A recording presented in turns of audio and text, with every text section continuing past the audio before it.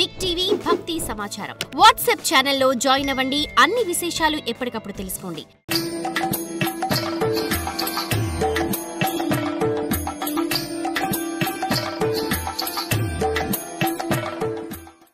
శంతనుడు తనలో తాను ఆలోచించుకొని కాసేపటికి, నాయనా దేవవ్రత, నువ్వు అన్నది నిజమే, కొడుకు ఒక్కడే ఉన్నా లేనట్టే అని ధర్మశాస్త్రవేత్తలు చెబుతున్నారు. ఏదో ఒకటి ఎక్కడ లేని ధర్మశాస్త్రం పెట్టాడు అంటే 2-3 కొడుకులు కావాలని అర్థం. ఈ భరత వంశానికంతా నువ్వు ఒక్కడవే ఆధారంగా ఉన్నావు. డైరెక్ట్గా చెప్పచ్చు కదా. మానవుల ఉనికి అశాశ్వతమైనది. ఓహో, ఒక్కడివే అయినా నువ్వు నాకు 100 మందితో సమానమయ్యా అని పొగుడుతున్నాడో దుఃఖిస్తున్నాడో లేక పీటిక వేస్తున్నాడో తెలియటం లేదు. అయితే నువ్వు శస్త్రాస్త్రాలతో అరితేరిన వాడివి. నువ్వు నిత్యము శత్రువులపై యుద్ధం చేయాలని ఉవ్విళ్ళూరుతూ ఉంటావు. ఇటువంటి మహా సాహసివైన నీకు ఎప్పుడు ఏ కీడు వచ్చి పడుతుందో అని నేను భయపడుతున్నాను.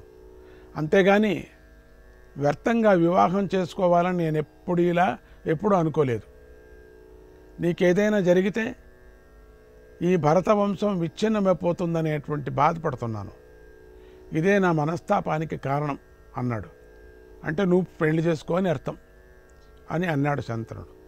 ఈ మాటలు విన్న దేవవ్రతుడు, నాన్నగారు, త్వరలో మీకు మనశ్శాంతిని చేకూర్చి పెడతాను నేను అని వినయంగా నమస్కరించి బయటకు వచ్చేశాడు.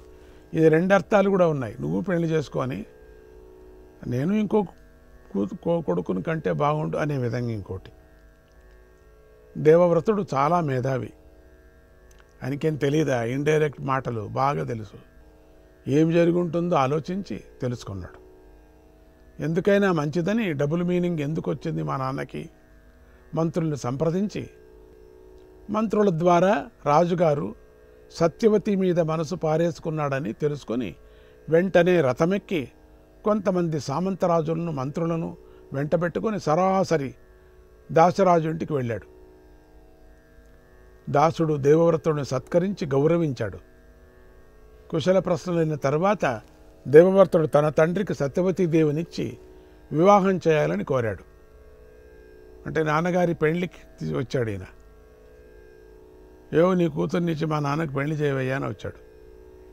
అప్పుడు దాసుడు, ఓ యువరాజా, నీలాంటి సత్పురుషుడు ఉన్నప్పుడు శంతన మహారాజుకు ఎలాంటి లోపము కలగదు.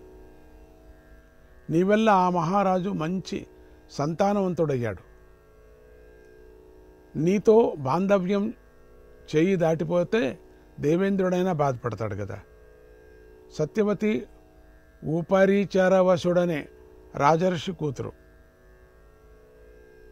ఆమెను నేనెంతో ప్రేమగా పెంచుకున్నాను. నా కూతురును శంతనుడికే ఇచ్చి వివాహం చేయమని ఉపరిచరవసువు నాతో చెప్పి ఉన్నాడు. నేను ఆ ప్రకారమే చేస్తాను. ఒకసారి దేవుల మహర్షి మన పెళ్లి చేసుకుంటానని వచ్చాడు. నేనప్పుడు కాదనటానికి కూడా కారణం ఇదే. ఓ రాజకుమారా, చిన్నప్పటి నుంచి ఈ పిల్లను ఎంతో గారాబంగా పెంచుకున్నాను. కాబట్టి ఇప్పుడు మమకారంతో ఒక మాట నేను చెప్తున్నాను, చూడు. ఈ పిల్లను చాలా గారాబంగా చూసుకుంటూ ఇప్పుడు నువ్వు సావధానంగా విని నేను చెప్పేది. సత్యవతికి పుట్టబోయే పుత్రుడే యువరాజు కావాలి. అలా అయితే సత్యవతిని మీ తండ్రికిచ్చి వివాహం చేయటానికి నాకే అభ్యంతరం లేదు అన్నాడు.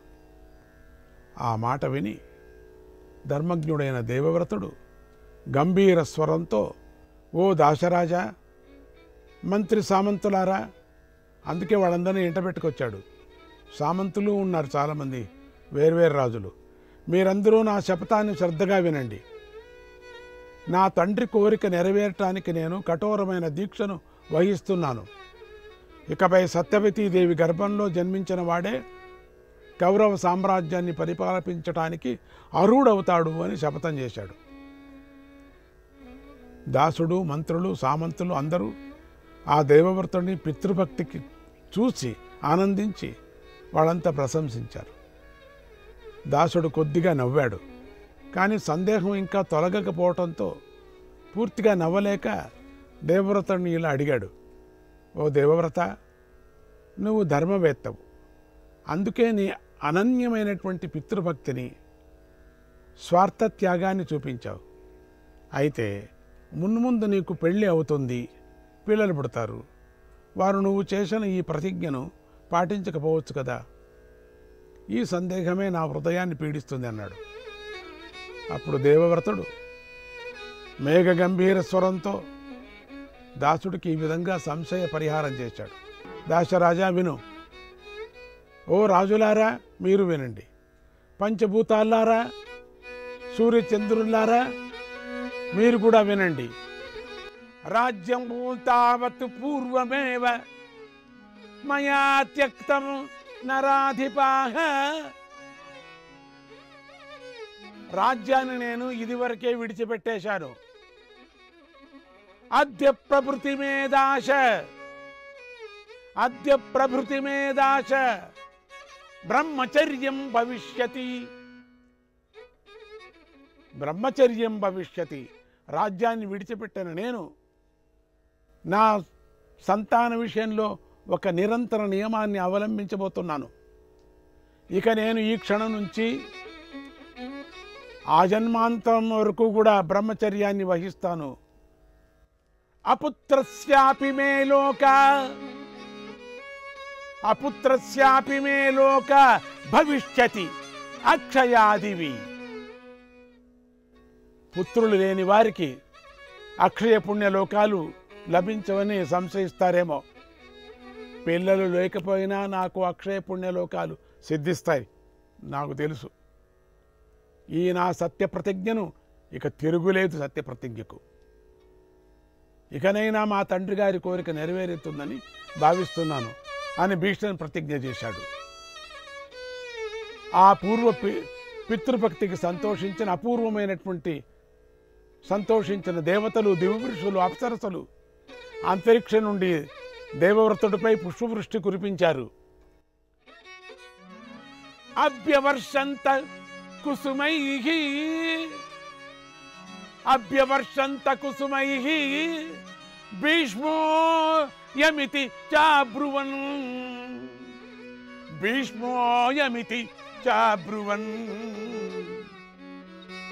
అని పుష్పవృష్టి కురిపించిన దేవతలు దేవవ్రతుడి అనన్య సాధనమైన ఈ భీషణ ప్రతిజ్ఞకు సంతోషించి ఈనాటి నుండి ఈ దేవవ్రతుడు భీష్ముడని పిలువబడతాడని పలికారు.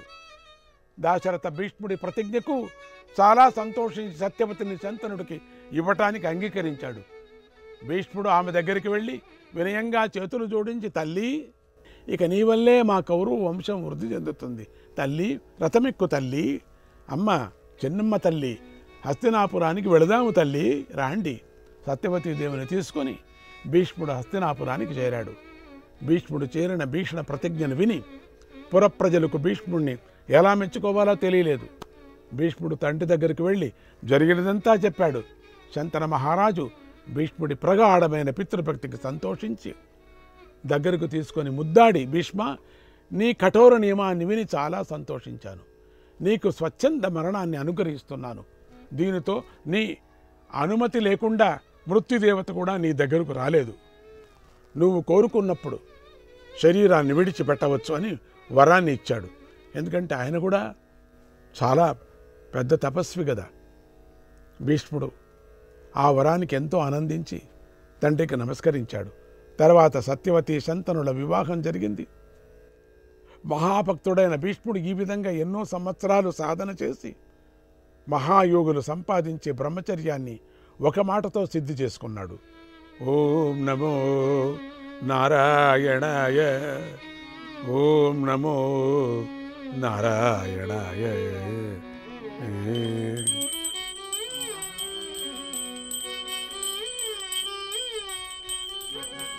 వినరో భాగవతోత్తమ కథలు, వినగా వినగా తొలగును వ్యథలు.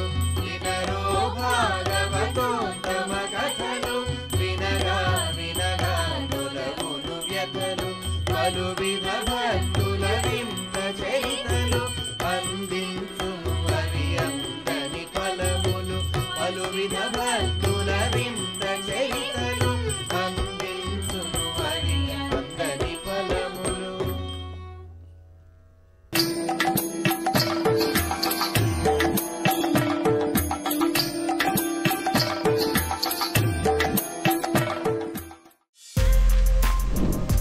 For more videos like this, subscribe Big TV channel.